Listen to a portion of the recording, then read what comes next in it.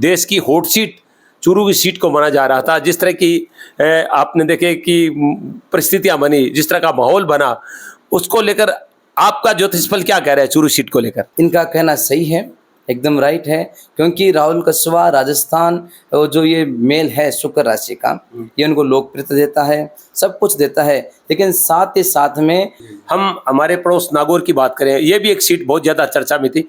हनुमान बेनीवाल चुनाव लड़ रहे हैं, वहां पर ज्योति मृदा के साथ उनका मुकाबला। तो इस सीट पर आपका ज्योतिषफल क्या कह रहा है?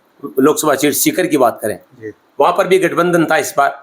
सुपकर्ण चौधरी जो कि भाजपा के प्रत्याशी है, और कांग्रेस ने इस बार वहां पर विजेंद्र जी ओला को, उन दोनों का मुकाबला है। वहां पर आपका ज्योतिषफल क्या कह रहा है? चर्चित सीट पूरे देश में रही है, वो है रविंद्र सिंह भाटी। बाड़मेर सीट की बात करेंगे तो वहां आपको क्या लगेगा? त्रिकोण संघर्ष की बात वहां पर चल रही है। वैशाली साड़ीज, दुल्हन लहंगे, फैंसी लहंगे, साड़ियों की सभी रेंज का एकमात्र शोरूम वैशाली साड़ीज, घंटाघर के पास, सुजानगढ़। नमस्कार, एसएन सुधा में आपका स्वागत है। मैं हूं शिव कुमार तिवारी। इस समय हमारे देश का सबसे बड़ा पर्व है, लोकतंत्र का पर्व चल रहा है, जो काफी लंबा चल रहा है। हालांकि राजस्थान की 25 सीटों पर 2 चरणों में मतदान हो चुका है, लेकिन देश के बहुत सारे हिस्सों में अभी भी चुनाव होने वाले हैं, और हर व्यक्ति के दिमाग में यही चलता रहता है कि हमारे क्षेत्र में क्या होने वाला है, पूरे देश में क्या होने वाला है, राजस्थान में क्या होने वाला है। राजस्थान में 2 चरणों के मतदान के बाद में अब पूरी तरह से शांति हो चुकी है। अब चर्चा एक ही है कि 4 जून को क्या होने वाला है। और मैं आपको बता दूं कि बहुत ज्यादा वक्त राजस्थान के लोगों को मिला है, 1.5 महीने तक का इंतजार राजस्थान के लोगों को करना पड़ रहा है। अब हर जगह आकलन चल रहा है, कौन जीतेगा, सट्टा बाजार अपने अपने आकलन बता रहा है। तो एक क्षेत्र और भी है, वो है ज्योतिष का क्षेत्र, वो भी अपना आकलन करते हैं। और ये परंपरा आज की नहीं है, राजा महाराजा काल से भी जब कहा जाता था कि इस व्यक्ति के राजयोग है, क्योंकि एक योग होता है व्यक्ति की कुंडली में जिसको राजयोग कहा जाता है। तो इस समय मेरे साथ आज सुजानगढ़ के 2 युवा ज्योतिष हैं। उधर आप देख रहे हैं पंडित मोहित राजी शास्त्री बैठे हैं, और इधर हरिशंकर जी दादीश बैठे हैं, और दोनों ज्योतिष के ज्ञाता माने जाते हैं। तो आज हम उनसे बातचीत करेंगे कि उनका ज्योतिष फल इस चुनाव में क्या कहता है। चलिए हम बातचीत करेंगे हरिप्रसाद जी पंडित जी से। हरिप्रसाद जी, केंद्र स्तर की बात तो हम देख रहे थे, मोहित राज जी ने अभी बताई। हम हमारे क्षेत्र की बात करें, राजस्थान की बात करें, 25 सीटों पर चुनाव हो चुका है, और हम बात करेंगे नागौर, चूरू, झुंझुनू, सीकर, अलवर, इन क्षेत्रों की। तो आपने गणना की होगी, क्योंकि आप, मैं देख रहा हूँ आप लैपटॉप पर लेके बैठे हैं, और आपके पास मैं देख रहा हूँ ये ज्योतिष फल भी है। तो आपका फलादेश क्या कह रहा है? पहले हम, हाँ आप खोले अपने, पहले हम बातचीत करेंगे हमारी सीट की, क्योंकि देश की हॉट सीट चूरू की सीट को माना जा रहा था। जिस तरह की आपने देखे कि परिस्थितियां बनी, जिस तरह का माहौल बना, उसको लेकर आपका ज्योतिषफल क्या कह रहा है चूरू सीट को लेकर? तिवारी जी, सबसे पहले तो बहुत बहुत धन्यवाद आपका जी कि आपने मुझे यहाँ बुलाया। और मेरे हिसाब से चूरू लोकसभा के अंदर जो हुआ है जी, ये पहली बार ही हुआ है ऐसा माहौल कि जो हमेशा से बीजेपी से सांसद बन के जा रहे थे, अचानक से उनकी टिकट कटना और कांग्रेस से वो लड़ना, तो ये सब ग्रह गोचरों का ही खेल होता है। हम देखते हैं कि भाई चुनाव में ये क्या वाले गोचर की वजह से हुआ है। और राहुल जी कसवा कांग्रेस से और देवेंद्र जी झांझड़िया आपके बीजेपी से, ठीक है ना। लेकिन यहाँ पे मुझे लग रहा है कहीं ना कहीं ये शुक्र का प्रभाव, तुला राशि का प्रभाव रहेगा जी। और मुझे राहुल जी कसवा काफ़ी आगे लग रहे हैं। क्यों लग रहे हैं कि कहीं ना कहीं मीन राशि का शुक्र उच्च का हो जाता है, और राहुल जी कसवा की राशि है तुला राशि। तुला राशि का स्वामी होता है शुक्र जी, और उच्च का शुक्र है वो कहीं ना कहीं मालवीय योग बनाता है जी। और पंच महापुरुष योगों में मालवीय योग को बहुत महत्व दिया गया है शास्त्रों में। तो मालवीय योग से मान सम्मान की प्राप्ति, प्रसिद्धि और सफलता प्राप्त होती है। तो उसके अनुसार देखें तो राहुल जी कसवा को इन चुनावों में सफलता मिलती हुई नजर आ रही है। अच्छा, चूरू सीट पर आप राहुल कसवा को ज़्यादा भारी मान रहे हैं। हम हमारे पड़ोस नागौर की बात करें, ये भी एक सीट बहुत ज़्यादा चर्चा में थी, क्योंकि कांग्रेस नहीं, वहाँ पर आरएलपी कांग्रेस का गठबंधन था। हनुमान बेनीवाल चुनाव लड़ रहे हैं, वहाँ पर ज्योति मृदा के साथ उनका मुकाबला। तो इस सीट पर आपका ज्योतिषफल क्या कह रहा है? देखिए हनुमान जी बेनीवाल जी बहुत मतलब है, आज हम देखें उनकी मिथुन राशि होती है, जी। ठीक है, मिथुन राशि का स्वामी बुध है, बुध बुद्धि का कारक है, अच्छा। ठीक है। हाँ थोड़ा बहुत क्या होता है कि बुध वाणी का कारक भी होता है, तो हनुमान जी की वाणी है वो काफी लोगों को मतलब समझ में कम आती है, थोड़ी कर्कश वाणी है थोड़ी। कर्कश वाणी है, लेकिन जो बोलते हैं वो मुंह पे बोल देते हैं, हाँ, ठीक है। ऐसे ही है।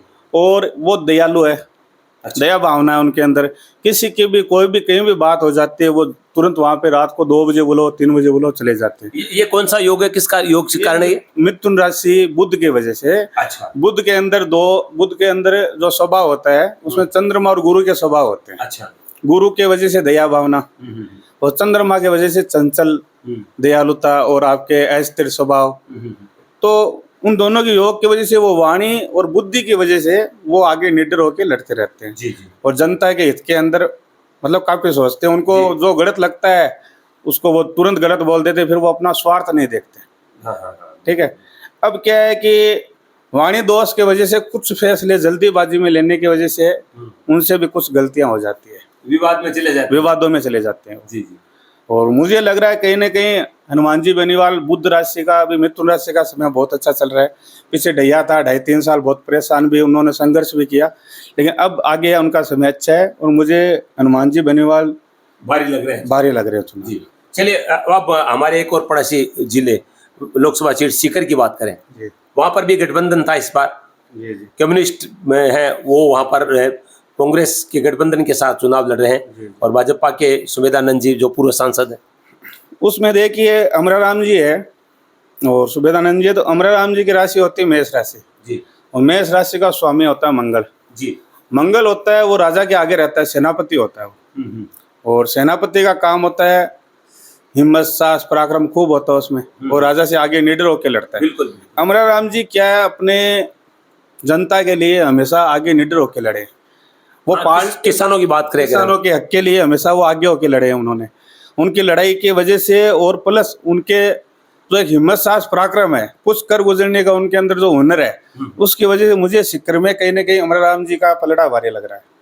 चलिए अगली बात करें एक और हमारे पड़ोसी, और वहाँ पर भी मुकाबला बढ़िया माना जा रहा है, जहाँ पर हम देख रहे हैं कि सुपकर्ण चौधरी जो कि भाजपा के प्रत्याशी है और कांग्रेस ने इस बार वहाँ पर विजेंद्र जी ओला को टिकट, जो पहले मंत्री रहे राजस्थान सरकार में, उन दोनों का मुकाबला है। वहाँ पर आपका ज्योतिष पल क्या कह रहा है? देखिए सुपकर्ण जी की राशि होती है कुंभ राशि, ठीक है, और विजेंद्र जी की राशि होती है वृषभ राशि। जी। वृषभ राशि का जो समय जो चल रहा है अभी बहुत अच्छा चल रहा है, क्योंकि वृषभ राशि का भी स्वामी शुक्र है जी। और चुनाव भी कहीं ना कहीं राजस्थान के चुनाव है, तो राजस्थान का भी तुला राशि का स्वामी शुक्र होता है। अच्छा। तो मुझे कहीं ना कहीं शनि शुभकरण जी के शनि की 7.5 लग रही है। तो अगर उन्होंने हिम्मत सा वो मतलब कर्म, शनि कर्म मांगता है जी, और कर्म में कहीं ना कहीं कमी रहने की वजह से, या जो चेहरा है अपना चेहरा ना दिखा के किसी और के चेहरे से चुनाव लड़ने की वजह से वो पिछड़ सकते हैं। अच्छा। और मुझे वहाँ ब्रजेंद्र जी ओला जी है वो बढ़त बढ़ाते हुए लगे। अच्छा हाँ, चर्चित सीट की बात करेंगे हम। चर्चित सीट पूरे देश में रही है, वो है रविंद्र सिंह भाटी। बाड़मेर सीट की बात करेंगे तो वहां आपको क्या लगे? त्रिकोण संघर्ष की बात वहां पर चल रही है। देखिए रविंद्र सिंह जी भाटी का शुक्र बहुत अच्छा है जी, और शुक्र अच्छा होने की वजह से उनको मान सम्मान प्रसिद्धि लग्जरी लाइफ और एक आकर्षण का केंद्र बना रखा है उनको। और आज की दुनिया में सबसे ज्यादा अगर कुछ दिखता है तो वो आकर्षण ही होता है। जी जी जी। तो रविंद्र जी ने शुरू से ही अपने कॉलेज के दिनों में भी अपने आप को मतलब आगे रखा, लीडरशिप में आगे रखा, तो उनमें एक योग्यता है। प्लस उनमें सबसे अच्छी बात है कि उन्होंने जनता के हित के लिए छोटी छोटी बातों पर भी एक बात मैं जानना चाहूंगा, जैसे आप करेंगे योग्यता है शुरू से, तो ये कौन सा आपका ज्योतिष पहले जिस कारण ये गुण उनके में अंदर ज्योतिष दिखा रहा है आपका? जी देखिए तुला राशि शुक्र है, वो कहीं ना कहीं मतलब आकर्षण का केंद्र, अट्रैक्शन करता है जी। शुक्र अट्रैक्शन करता है। फिर उनका मंगल है वो बहुत अच्छा है, सॉलिड है, वो डरते नहीं है, हिम्मत साहस पराक्रम खूब है उनके अंदर, ठीक है। और राजनीति में आने के लिए उनका राहु भी बहुत अच्छा है। अच्छा। तो 3-4 ग्रहों के मतलब आंकलन से है ना, उनको ये जो प्रसिद्धि जो ख्याति मिल रही है, मतलब नाम से ही मतलब चारों तरफ उनका मतलब वो हो रखा है। तो कहीं ना कहीं रविंद्र जी भाटी है वो आने वाले टाइम में अपना बहुत अच्छा नाम कमाएंगे और अभी इन चुनावों के अंदर विजय की ओर अग्रसर है वो। दोस्तों, ये ज्योतिष फल जो बताया जा रहा है उसके हिसाब से तो राजस्थान की इन 500 सीटों पर भारतीय जनता पार्टी के लिए अच्छी खबर नहीं है, ये कह सकता हूँ। मोहित राज जी से जानना चाहूँगा। मोहित जी, मैं अक्सर बहुत सारे धार्मिक कार्यक्रमों में आपको देखता हूँ और कई बार आप कहते हैं कि हमसे भी कोई जानकारी लिया कीजिए। तो आज हम पहले देश की बात करेंगे, क्योंकि चुनाव लगातार चल रहा है, लोकतंत्र का पर्व है। तो आपका ज्योतिष क्या कह रहा है, किस तरह की परिस्थितियां देश में बन रही है? जय श्री राम सभी को। एशियन सुजला के माध्यम से मेरा नमस्कार। मैं मोहित राज शास्त्री सुजानगढ़ से। काफ़ी दिनों के बाद में आज पुनः तिवारी जी से मुलाकात हुई है और अंकल जी ने कहा कि हमें चर्चा करनी है और देश के विभिन्न मामलों में। तो आज हम देश में किस प्रकार से पुनः मोदी जी अपना परचम लहराते हैं, किस कारण से, कैसे, ज्योतिषीय गणना के आधार पर हम देखते हैं कि मोदी जी का जब जन्म हुआ था वह मुहूर्त था अभिजीत का मुहूर्त, और अभिजीत में भगवान राम का जन्म हुआ था। और राम जी का जिस प्रकार राम जी ने अपने मर्यादा में रहते हुए अपना पराक्रम दिखाया, अपना कार्य किया, उसी प्रकार निसंकोच नो डाउट मोदी जी भी अपना कार्य कर रहे हैं। और आने वाले समय के अंदर जो अभी चुनाव चल रहे हैं, राजस्थान के चुनाव है और 4 जून 2024 को इनका रिजल्ट आने वाला है। तो जो 4 अंक है, जून का 4 अंक है, ये राहु का अंक होता है। और राहु मोदी जी के लिए बहुत लाभकारी है, क्योंकि जो राहु है ये व्यक्ति को एक पराक्रमी बनाता है, ऐसा पराक्रमी योद्धा बनाता है कि पूरे विश्व पर अपना पराक्रम दिखाता है। जिस प्रकार अभी हम देख रहे हैं, कुछ साधारण मनुष्य नहीं है मोदी जी। मोदी जी की बात करें कि पूरा विश्व जो है मोदी जी की अगवानी में चलता है। मोदी जी की बात, कोई ना कोई तो देवी शक्ति इनके पास में है।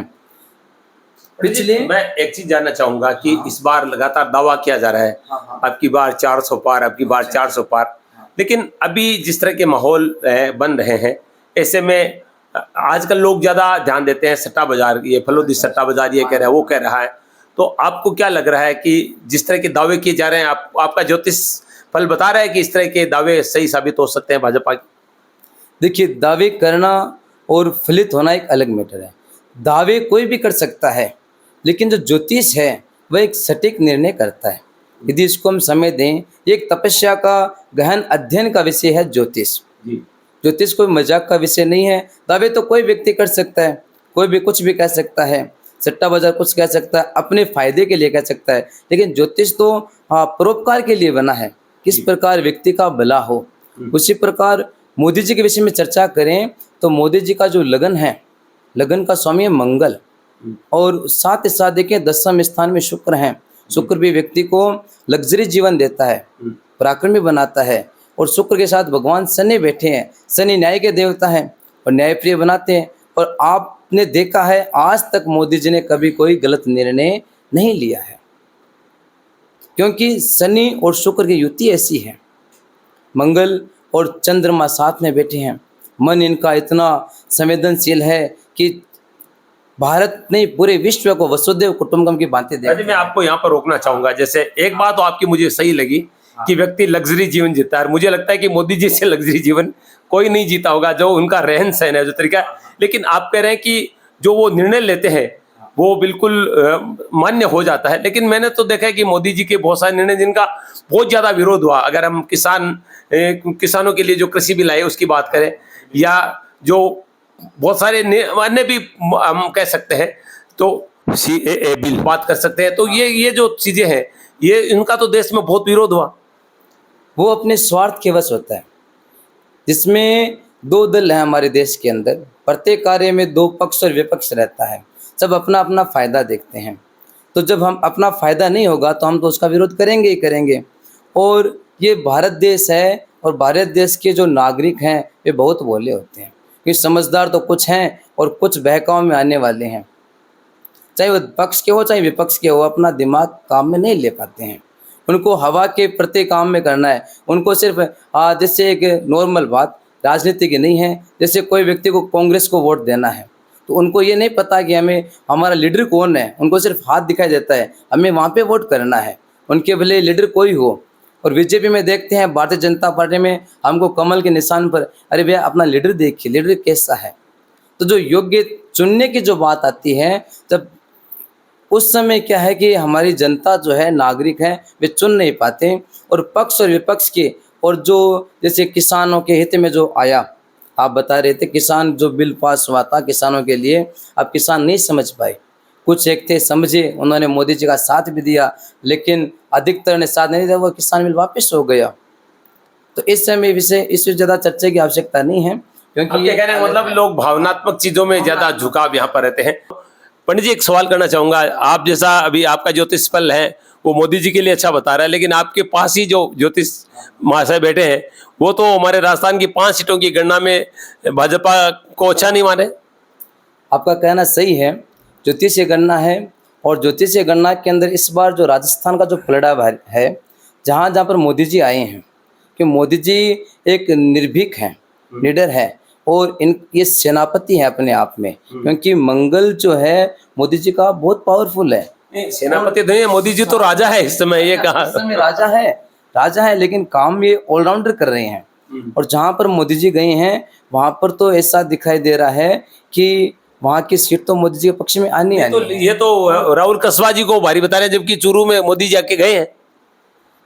इनका कहना सही है, एकदम राइट है, क्योंकि राहुल कसवा राजस्थान जो ये मेल है शुक्र राशि का, ये उनको लोकप्रियता देता है, सब कुछ देता है, लेकिन साथ ही साथ में ये यहाँ पे जो समकक्षता दिखाई देती है, जो वोटिंग आएगी, जब रिजल्ट आएगा, तो इनके अंदर बहुत कम अंतर रहेगा जीत हार का। जो पहले हम देखा करते कि लाखों की जीत रहती थी, अब वो हजारों में, तो 25, 30, 35 हज़ार के बीच का आंकलन रहेगा। तो उसको हम जीत नहीं कर सकते, वो एक टक्कर है। जीत तो जीत होती है महाराज, एक वोट की जीत होती है जीत, लेकिन वो एक जीत होनी चाहिए जो लाखों वोटों की, क्योंकि जो इतने पीढ़ी से उन्होंने जो संघर्ष किया है, उसका जो फल मिलना चाहिए। हम तो यहाँ पर ज्योतिष की बात कर रहे हैं, ज्योतिष के आधार पर आप तथ्य बताइए। ज्योतिष के आधार पर इस बार जो राजस्थान में सीटें आनी हैं, उसकी गणना समथिंग 17 से 20 सीटों की रहेगी भाजपा की। इससे ज़्यादा सीटें भाजपा नहीं ले पाएगी, क्योंकि कारण ये है, हाँ ठीक है, मोदी जी आके गए हैं, उन्होंने प्रयास किया है, सब चीज़ों का प्रयास। हमें ज्योतिष के आधार पर बताइए, ये किस आधार पर आप जो कह रहे हैं, इसमें क्या कारण है, क्या इफेक्ट कर रहा है आपका ज्योतिष में, कौन सा ग्रह जो नक्षत्र है वो इफेक्ट कर रहा है भाजपा पर? इसमें इसमें जो इफेक्ट दिखाई देगा, इस बार शनि और मंगल का बहुत ज़्यादा इफेक्ट रहेगा इस न्यायप्रिय तुलना के अंदर। आप बताइए जी। देखिए, अभी कुंभ गोचर कर रहे हैं, कुंभ राशि में शनिदेव, ठीक है ना, और शनिदेव गोचर कर रहे हैं। शनिदेव है न्याय के देवता, कर्म के देवता, और कहीं न कहीं भारतीय जनता पार्टी एक ही मुद्दा लेके चल रही है, धर्म का। वो शनिदेव के को समझ में कम आता है। शनिदेव कर्म के देवता है जी, वो कर्म के ऊपर अगर हम देखें तो मेरे हिसाब से अभी इन 2-3 सालों में काम बहुत कम हुआ है। आज व्यापार की बात देख लो, रोजगार की बात देख लो, लोगों को मतलब समझ में नहीं आ रहा है करना क्या है। जी जी, अगर ये विजन अगर क्लियर नहीं होगा तो उसके वजह से मोदी जी को नुकसान हो रहा है। अच्छा अच्छा, हाँ, धर्म के अनुसार देखे तो मोदी जी जैसा नेता नहीं है दुनिया में। उन्होंने आज हिंदुत्व को पहचान अगर किसी नेता ने दिलवाई है तो वो मोदी जी है। लेकिन धर्म के साथ साथ कर्म भी जरूरी है। और आज की जनता कहीं ना कहीं कर्म से भटक रही है, शॉर्टकट तरीके अपना रही है। आज जैसे ये जुआ सट्टा को महत्व ज़्यादा दिया जा रहा है, ऑनलाइन हर जगह पे ऑनलाइन गेमिंग को मतलब महत्व दिया जा रहा है। बड़ी बड़ी कंपनियां, बड़े बड़े नेताओं के खुद के ये कार्य हो रहे हैं। मैं एक चीज जानना चाहूंगा हरिप्रसाद जी, जो आप कह रहे हैं भी बिल्कुल सत्य कह रहे हैं आप। ये अभी क्रिकेट का सीजन चल रहा है, बहुत ज्यादा सट्टा हो रहा है, ऑनलाइन भी हम करें तो आप देख रहे हैं कोई टीमें बना रहा है, कुछ कर, तो ये सब चीजें क्यों प्रभावित ज्यादा हो रही है? ये कौन से ग्रह नक्षत्र के कारण है? तिवारी जी देखिए, ये जो कलयुग है ना, ये राहु का युग है जी। कलयुग का राजा राहु है जी, ठीक है। और कलयुग का गुरु है शुक्र। तो शुक्र और राहु, शुक्र है वो कहीं ना कहीं अचानक आकर्षण का केंद्र है, और राहु है वो इलेक्ट्रिक मीडिया, सोशल मीडिया, ये सब राहु है जी जी। तो इन सब चीजों पे मतलब लोगों को लालच भी राहु का है। हाँ बिल्कुल बिल्कुल। तो लालच के अंदर फंसाया जाता है और लोगों को एक दिन में करोड़पति बनने के सपने दिखाए जाते हैं। हालांकि वो सपने होते हैं, राहु का काम है सपने दिखाना। अच्छा, और इस वजह से जो अभी जो चल रहा है कलयुग का प्रभाव की वजह से हो रहा है। जी। और कहीं ना कहीं शनि है वो उसका मतलब है हर्जाना भुगतना पड़ रहा है सबको। लोगों के कर्जा हो रहा है, मंगल खराब हो गया राहु की वजह से। उसके वजह से आज सबसे ज्यादा अगर कोई चीज परेशान कर रही है लोगों को तो वो कर्जा, और कर्ज है वो मंगल के वजह से हो रहा है। तो मेरा आपके चैनल के माध्यम से इतना ही कहना है, अगर किसी के कर्जा वर्जा अगर ज्यादा हो रहा है और परेशान है तो उनको बालाजी महाराज के चरणों में रहना चाहिए, हनुमान चालीसा के पाठ रोजाना करना चाहिए, हो सके तो सुंदरकांड भी करना चाहिए। उससे क्या होगा, हिम्मत साहस पराक्रम आएगा, और जो रोग की चीज़ें हैं, नकारात्मक चीज़ें, उनसे बंदा निकल पाएगा और एक सतमार्ग पर चलने का प्रयास होगा, और जिससे आने वाले टाइम में ये कर्ज से भी दुनिया को बड़ी मुक्ति मिलेगी। बहुत अच्छी बातें निश्चित रूप से बताई यहाँ पर पंडित जी ने, मैं बहुत सराहना करता हूँ। महाराज जी, इस संबंध में मैं कमेंट आपका भी लेना चाहूँगा, क्योंकि राजनीतिक चर्चा तो हमारी हो चुकी है। अब ये बताइए कि वर्तमान जो परिवेश चल रहा है, जहाँ पर ये बिल्कुल सही करें कि आज का युवा जो है वो बहुत परेशान है और वो शॉर्टकट अपना रहा है, पैसा कैसे आ सकता है उसके लिए हम देख रहे हैं आपराधिक चीज़ें भी बढ़ रही है, सट्टे की तरफ लोगों का रुझान ज़्यादा हो रहा है, आत्महत्याएं की घटनाएं भी बढ़ रही है। एक और हम शिक्षा की बात करें तो कोटा में हम देख रहे हैं कि नित्य खबरें आ रही है कि फलां युवा ने आत्महत्या कर ली और उसके ऊपर शिक्षा का बोझ डाला जा रहा है। तो इन चीजों से मुक्ति आपका जो गणना है, आपका फलादेश, वो क्या कह रहा है यहाँ पर? तिवारी जी कहना ये चाहेंगे कि आज का जो समय है, जिस प्रकार पंडित जी बता रहे हैं कि कलयुग का राजा राहु है और शुक्र जो है वह आकर्षण करता है व्यक्ति को, चाहे पढ़ाई का ले, चाहे व्यापार का ले, चाहे राजनीति का ले, अन्य कोई भी क्षेत्र हम लेते हैं तो ये आकर्षण तो हो जाता है, साथ में पेशेंस होना जरूरी है। लेकिन बिनु सत्संग विवेक न होए। अब पढ़ाई लिखाई तो सब कर रहे हैं, लेकिन विवेकवान बुद्धि जो है वह किसी के पास नहीं है। बहुत कम लोग जो सत्संग का सहारा लेते हैं, माता पिता की बातें सुनते हैं, सत्पुरुषों के पास में जाते हैं, साधु संतों का जो हमारे धर्म 18 पुराण है, हाँ श्रुतियाँ हैं, स्मृतियाँ हैं, उनका अध्ययन करते हैं, गीता पुराण आदि का पठन स्वाध्याय करते हैं। जो स्वाध्याय करते हैं, जो धर्म से जुड़े हुए हैं, उनका तो देखो नवग्रह भी उनके ऊपर कृपा करते हैं। लेकिन आज क्या है कि फैशन के दौर में जो ये दिखावे की दुनिया आ गई है, यहाँ पर क्या होता है, एक दूसरे के कंपटीशन चलता रहता है। आजकल माता पिता भी ये चाहते हैं कि मेरा बच्चा 100 में से 100 नंबर लेके आए, लेकिन उनको माता पिता ये नहीं पता कि मेरे बच्चे का IQ सिस्टम कितना है। माता पिता से निवेदन करना चाहेंगे कि अपने संतानों की, अपने बच्चों की IQ क्षमता को देखिए, उनका टैलेंट क्या है, उनके अनुसार आप उनको दबाव दीजिए, प्रेशर कीजिए कार्य के लिए, और उनको आप समय समय पर उनकी जो डिमांड है, डिमांड ये नहीं कि आप कपड़े, पैसे, मोबाइल फोन, लैपटॉप आदि उनको सुविधाएं दे रहे हो, ये डिमांड नहीं होती है। उनको उनके जो बुद्धि के अंदर सद्बुद्धि उनको कितनी चाहिए, उनके लिए वो कैपेसिटी है या नहीं है, पेशेंस है या नहीं है, उसका जो उनको बार बार मोटिवेट करना है वो बहुत ज़रूरी है। तो कुंडली और गोचर और जो शास्त्र यही कहते हैं कि व्यक्ति को सत्संग के माध्यम से भगवान का आश्रय लेकर माता पिता की सद्गुरु की सेवा करते हुए निरंतर अपने कर्म पथ पर आगे बढ़ते रहना चाहिए। बहुत सुंदर। आखिर की जो बातें हैं, देखिए चर्चा राजनीतिक ज्योतिष प्रति, लेकिन दोनों विद्वानों ने जिस तरह की बातें आखिर में बताई वो बहुत अच्छी लगी। इन्होंने पंडित जी ने बहुत अच्छी बात कही कि हम माता पिता की मार्ग पर चले, और माता पिता को चाहिए कि अनावश्यक बोझ जो है अपने बच्चों पर नहीं डाले। बच्चों की IQ, बच्चों की बुद्धि क्षमता देखे कि ये कौन से क्षेत्र में जाना चाहता है, उसके रुचि के अनुसार उसको पढ़ाए तो बच्चा आराम से अपनी मंजिल को प्राप्त कर सकता है। और एक चीज़ और है कि जो ये अधिक जल्दी पैसा कमाने का शॉर्टकट जो अपना रहे हैं बच्चे, उसी के कारण कहीं ना कहीं वो ज़्यादा परेशान है, ज़्यादा वो इस समय डिप्रेशन में चले, उसी के कारण आत्महत्याएं बढ़ रही है। तो मेरा निवेदन है कि इन चीज़ों पर आप ध्यान दें। और आज हमने 2 युवा ज्योतिषाचार्यों से बातचीत की जिन्होंने राजनीतिक क्षेत्र में, दोनों में फर्क ये देखने को मिला कि जहाँ एक और जो मोहित राज जी है, उन्होंने जो पूरे भारत की बात की तो उन्होंने ज़्यादा झुकाव मोदी जी की तरफ दिखाया। तो वहीं आश्चर्यजनक जो परिणाम बता रहे हैं हमारे यहाँ पर हरिप्रसाद जी, जिनके आंकलन के अनुसार ये जो 5 सीटें हैं वो जो ज़्यादा चर्चा में रही है, वो भारतीय जनता पार्टी के लिए ज्योतिष फल के अनुसार ज़्यादा अच्छी साबित नहीं हो रही है। अब वास्तविकता तो 4 जून को आएगी जब परिणाम सामने आएंगे और कौन क्या करेगा, लेकिन हमें इनसे बातचीत करके काफ़ी अच्छा लगा, क्योंकि काफ़ी दिनों से राजनीतिक जो चर्चा है वो SN पर नहीं हो रही थी। तो आज हमने ज्योतिष के माध्यम से ये चर्चा आपके सामने प्रस्तुत की। उम्मीद है कि कार्यक्रम आपको अच्छा लगा होगा। SN सुधा के लिए मैं शिव कुमार तिवारी, अपने सहयोगी विवेक तिवारी के साथ आप सबका धन्यवाद। नमस्कार।